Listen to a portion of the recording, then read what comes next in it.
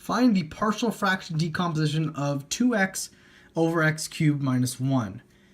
First off here, we're going to factor the denominator. And this right here is a difference of cubes. And so you kind of have to know the difference of cubes formula. But anyways, it'll factor into x minus 1 times x squared plus x plus 1. These, again, you can see we have a linear factor and a quadratic factor. So we're going to split that up into our two denominators. The linear factor is just going to get a constant.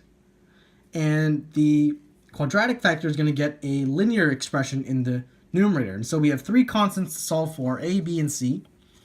To do that, first off, we're going to multiply both sides of this equation by the entire denominator on the left. And so we're left with just 2x on the left. For this term, if we multiply it by the entire denominator, the x minus 1 will cancel out, but the quadratic part will not.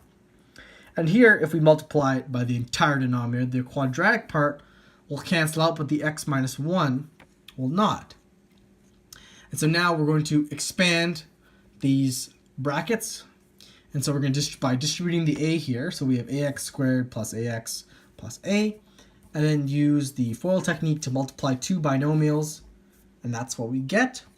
So now we have this big string of terms, and what we're going to do is we're going to collect like terms and factor out the variable, and so we can equate coefficients with the other side of the equation. So first off, we have ax squared plus bx squared. We're going to factor out the x squared, and we have a plus b.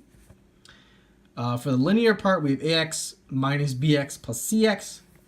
So again, we collect all the variables and then multiply by x. And for the constants, we have a minus c. And so we're going to equate coefficients with the left side of the equation, meaning there is no x squared term on the left. And so this coefficient on the right, in order for both sides to be equal, this coefficient must be 0. So in other words, a plus b must be equal to 0. Similar idea here, we have a coefficient of 2 for the x on the left, so a minus b plus c must be equal to 2.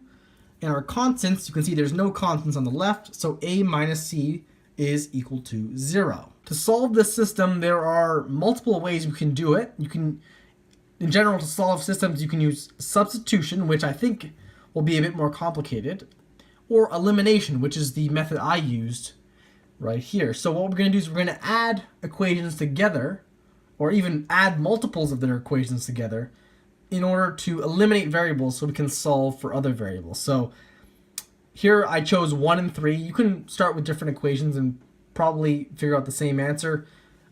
This is a pretty efficient way. I'm not sure if it's the most efficient, but here we go. So I noticed that equation 1, I have a plus b, and here I have 2a plus 2b. So actually, if I multiply the first equation by negative 2, so I have negative 2a minus 2b minus 2c, like you can see here, and I add it to equation 3, notice that the a variable will sum to 0, the b variable will sum to 0. So I have negative 6c equals 0, and so c equals 0. That gives me one of the variables. And I can do a similar thing with equation 2 and 4, because I notice I have 2a minus 2b and 4a minus 4b. So if I multiply the second equation by negative 2, so I have negative 4a plus 4b minus 2d. Notice again, a and b variables cancel each other out when I add them together. And I get negative 6d equals negative 2. Remember the constant, you have to multiply by negative 2 as well. And so I solve for d, I get d equals a third. Next, what I can do is I want to solve for a and b. So I'm going to take the first equation, because we know c is 0, and so we can rewrite this as just a plus b equals 0.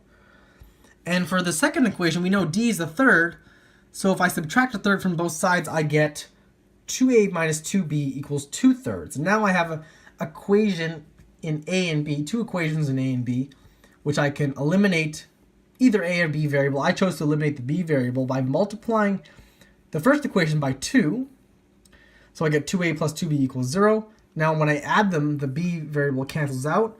I get 4a equals 2/3, and so a is equal to 1/6.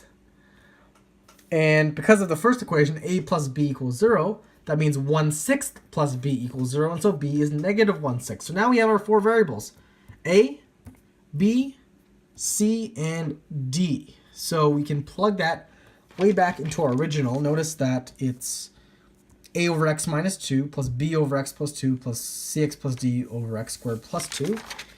And so here's our a, b, and remember c is 0, and so there's no x term. and D is 1/3. And so this is our answer. If you want to make it look a little cleaner, simplify a bit. We can move the 6 in the 1/6 to the denominator like so. We can bring the negative sign out front and then move the 6 to the denominator here.